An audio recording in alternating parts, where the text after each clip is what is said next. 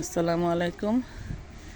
আমি আজকে মাটির চুলায় মাটির হাঁড়িতে টমেটো দিয়ে টক রান্না করতেছি। সাথে দিমো ম্যাশটা শিং মাছ।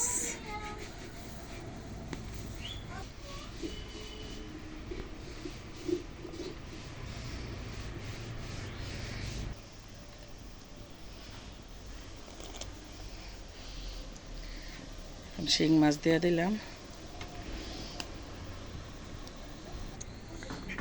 এখন দিয়ে দিব আমি ম্যাশটা আমাদের গাছ থেকে পায়রা নিয়েছিলাম, দিয়ে নিচ্ছি।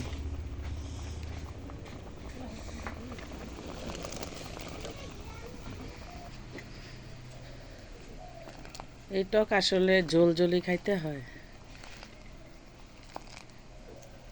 টক হইব প্রচুর টক, আর এই ঝোলটাই খাইতে হয়। অনেক স্বাদের হয় এই টক মাটির হাঁড়িতে করলে।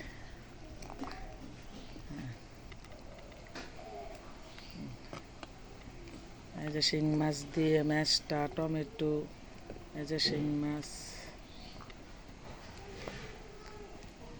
কে কীভাবে খায় জানি না, কিন্তু আমরা এইভাবে টক খাই। সেই স্বাদের হয়, অনেক মজা। মাশাআল্লাহ, আলহামদুলিল্লাহ, জাযাকাল্লাহু খাইরান। মাশাআল্লাহ, কি সুন্দর কালার টকের, অনেক সুন্দর কালার হয়েছে। আর সেই স্বাদ, অনেক টক হয়েছে, অনেক মজাও হয়েছে।